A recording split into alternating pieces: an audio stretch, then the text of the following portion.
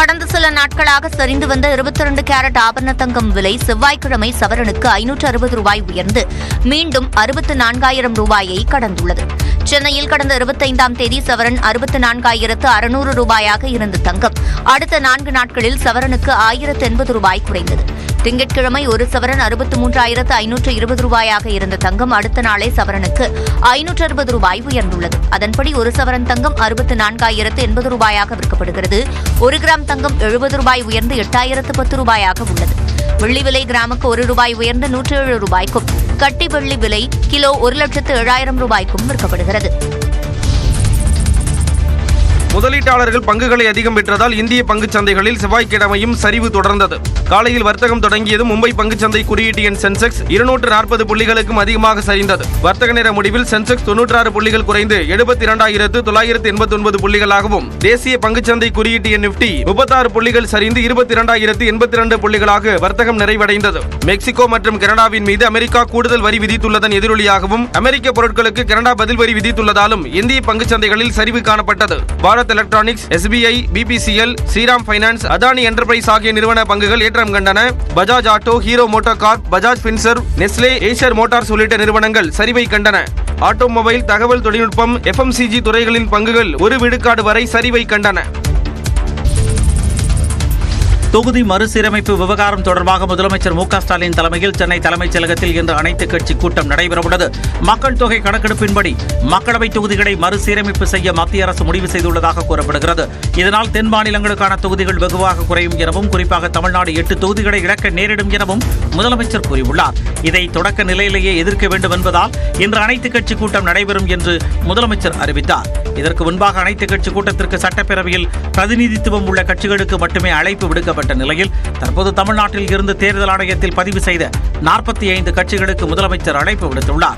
இன்று காலை 10 மணிக்கு சென்னை தலைமைச் செயலகத்தில் உள்ள நாமக்கல் கவிஞர் மாளிகையில் அனைத்துக் கட்சி கூட்டம் நடைபெறவுள்ள நிலையில் அதற்காக மேற்கொள்ளப்பட்டுள்ள ஏற்பாடுகளை முதலமைச்சர் மு க ஸ்டாலின் ஆய்வு செய்தார். அனைத்துக் கட்சி கூட்டத்தில் கட்சிகள் சார்பில் பங்கேற்பவர்கள் குறித்த விவரங்கள் வெளியாகியுள்ளன. முதலமைச்சரின் அழைப்பை ஏற்று அதிமுக, காங்கிரஸ், விசிக உள்ளிட்ட பெரும்பாலான கட்சிகள் கூட்டத்தில் பங்கேற்க உள்ள நிலையில் பாஜக மற்றும் தமிழ் மாநில காங்கிரஸ் ஆகிய கட்சிகள் மற்றும் பங்கேற்க போவதில்லை என அறிவித்துள்ளன.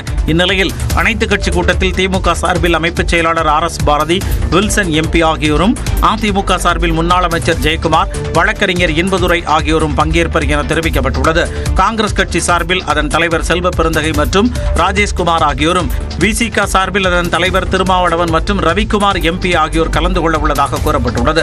மதிமுக சார்பில் பொதுச் செயலாளர் வைகோ மற்றும் துரை வைகோ MP ஆகியோரும், மார்க்சிஸ்ட் கம்யூனிஸ்ட், இந்திய கம்யூனிஸ்ட், பாமக, தேமுதிக மற்றும் அமமுக சார்பில் கட்சி பிரதிநிதிகள் பங்கேற்பர் என தெரிவிக்கப்பட்டுள்ளது. மக்கள் நீதி மய்யம் சார்பில் கட்சியின் தலைவர் கமலஹாசனும், தமிழக வெற்றிக் கழகம் சார்பில் கட்சியின் பொருளாளர் வெங்கட்ராமனும் பங்கேற்க உள்ளனர். மன்னார் வளைகுடா அருகே கடலில் ஆழ்துளை எரிவாயு கிணறு அமைக்கும் பணிகளை கைவிட வலியுறுத்தி பிரதமருக்கு முதலமைச்சர் மு க ஸ்டாலின் கடிதம் எழுதியுள்ளார். தமிழ்நாட்டின் ராமநாதபுரம் மாவட்ட கடல் பகுதிகளில் ஆழ்துளை எரிவாயு கிணறு அமைக்க கடந்த பிப்ரவரி 11ஆம் தேதி மத்திய பெட்ரோலியம் மற்றும் இயற்கை எரிவாயு அமைச்சகத்தின் ஹைட்ரோ கார்பன் இயக்குநரகம் ஏல அறிவிப்பை வெளியிட்டது.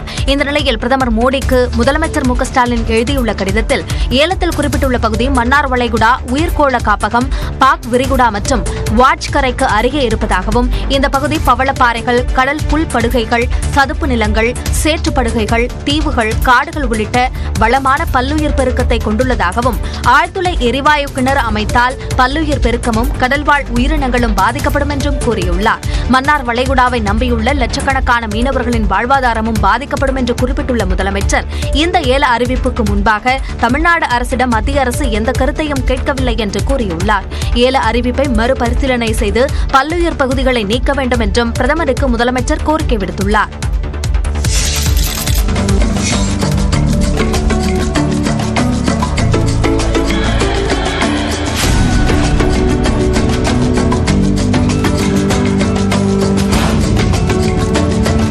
குஜராத் மாநிலத்தில் உள்ள வந்தாரா விலங்குகள் மீட்பு மற்றும் மறுவாழ்வு மையத்தை பிரதமர் நரேந்திர மோடி பார்வையிட்டார். ரிலையன்ஸ் குழும தலைவர் முகேஷ் அம்பானியின் இளைய மகன் அனந்த் அம்பானியின் கனவு திட்டமான வந்தாரா விலங்குகள் மீட்பு மற்றும் பராமரிப்பு மையத்திற்கு பிரதமர் மோடி சென்றார்.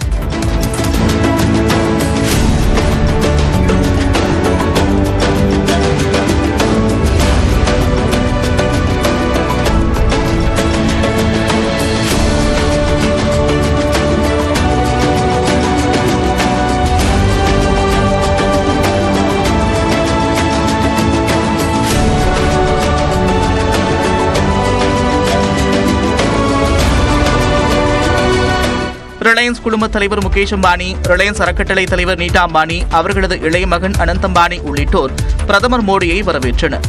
பின்னர் வந்தாராவில் உள்ள ஆசிய வகை சிங்கக்குட்டிகள் மற்றும் வெள்ளை நிற சிங்கக்குட்டிக்கு பால் புட்டி மூலம் பாலூட்டி மகிழ்ந்தார்.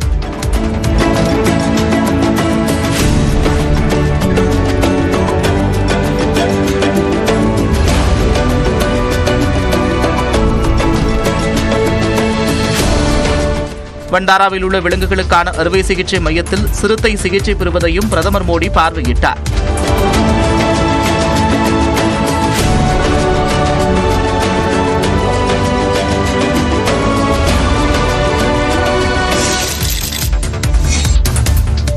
அனந்த் அம்பானியின் ஜீவகாருண்ய முயற்சியை பாராட்டுவதாக பிரதமர் நரேந்திர மோடி தெரிவித்துள்ளார். குஜராத் மாநிலம் ஜாம் நகரில் 3500 ஏக்கர் பரப்பளவில் 2000 வகையான உயிரினங்களை பராமரிக்கும் வந்தாரா விலங்குகள் மீட்பு மற்றும் பராமரிப்பு மையத்தை ரிலையன்ஸ் குழும தலைவர் முகேஷ் அம்பானியின் இளைய மகன் அனந்த் அம்பானி உருவாக்கியுள்ளார். இதை பிரதமர் மோடி திறந்து வைத்தார்.